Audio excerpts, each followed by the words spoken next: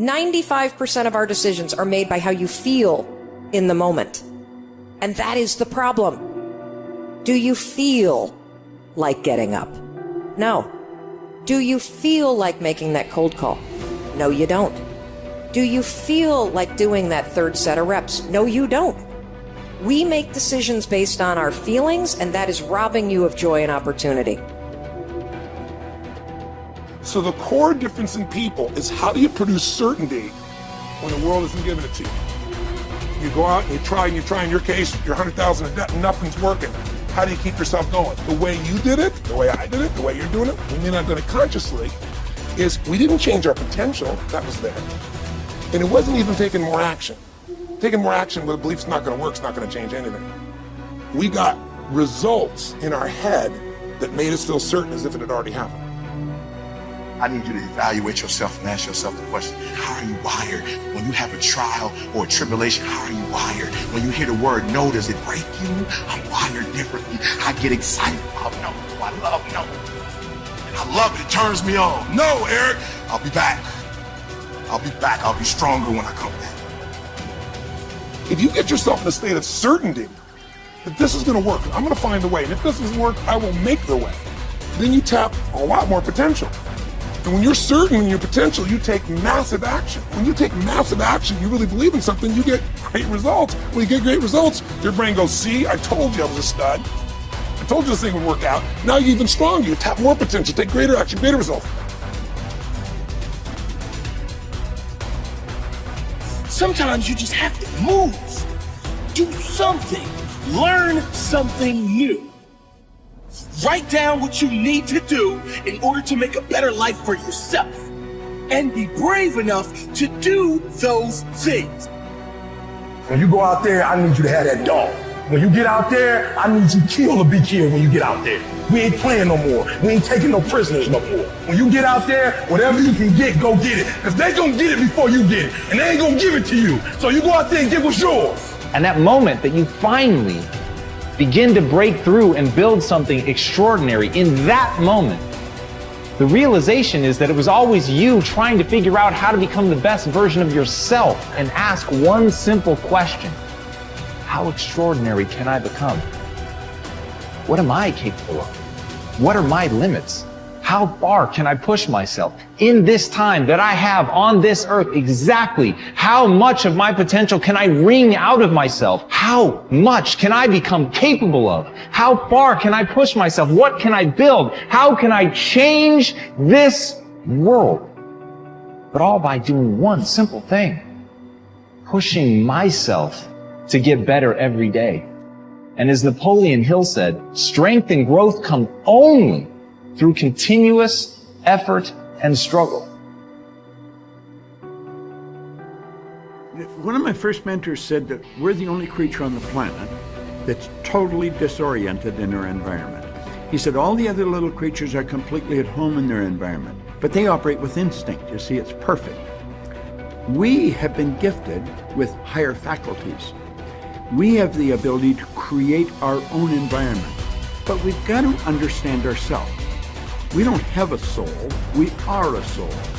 We are living in a physical body corresponding with the material universe. Now we have to understand this, and if we don't understand it, we're not going to make it. And we've got to understand, like I can look at your body, I can tell you all kinds of things about you.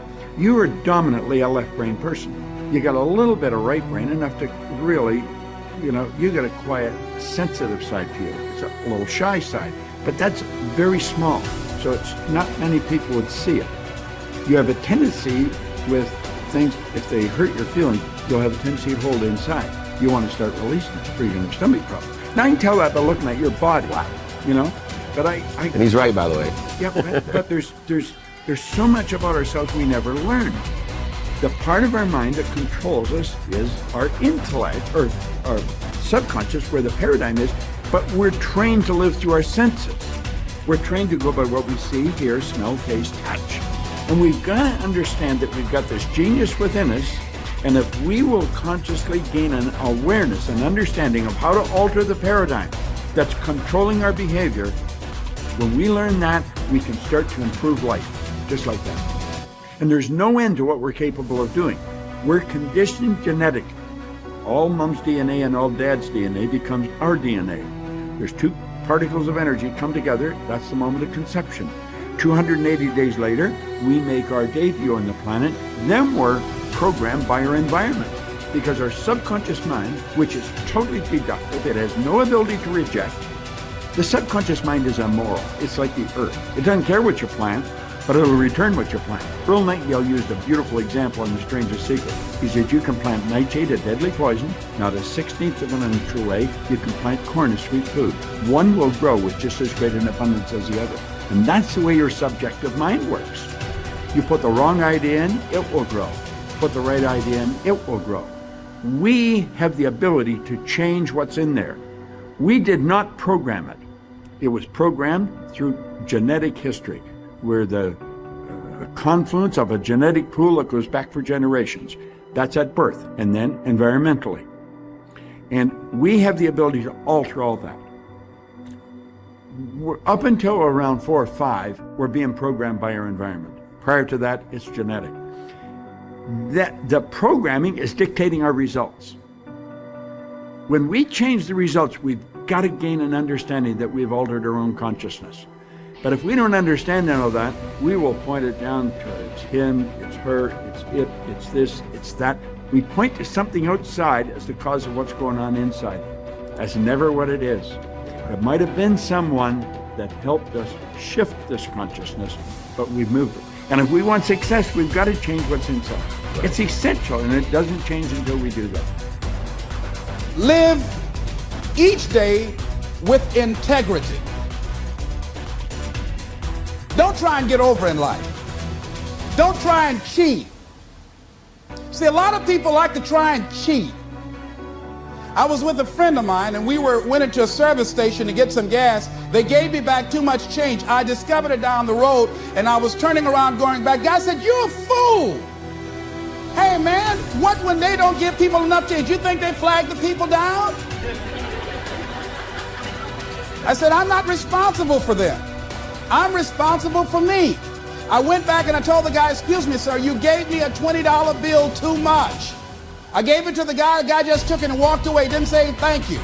The guy in the car laughed and said, I told you, you fool! I'd have kept that. I said, I'm not responsible for his attitude. I don't care, knowing that he would not say thank you, I would still give it back to him. Because my image of myself says, hey, you don't take something that doesn't belong to you. That's the way my mother raised me. Don't try and cheat. Say, well, you know, this little bit won't count. Everything counts. A friend of mine was on welfare after going through a bad experience. Someone, I think she and her husband became ill. They couldn't work for a while, and they went on welfare. After they both became physically well, he said, look here, we don't ever have to go back to work. We're making more money on welfare than we made when we were working, with all the Medicaid benefits and all of the food stamps and everything. She said, no. She said, we are not going to accept the checks anymore. He said, I'm not going to work. Now, you can go to work if you want to. She went down to the welfare department and said, don't send any more checks to my house. Lady said, excuse me? She said, now I've been working here 25 years.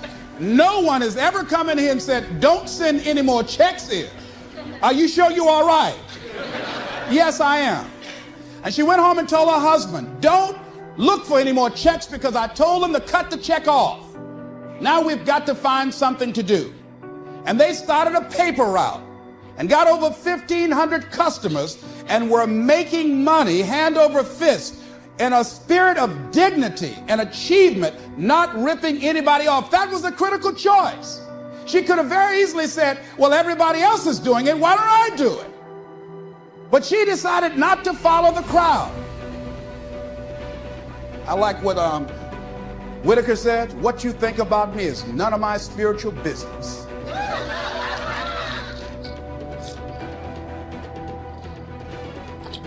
So when you're keeping integrity with yourself, you know that's going to bring you under a lot of pressure.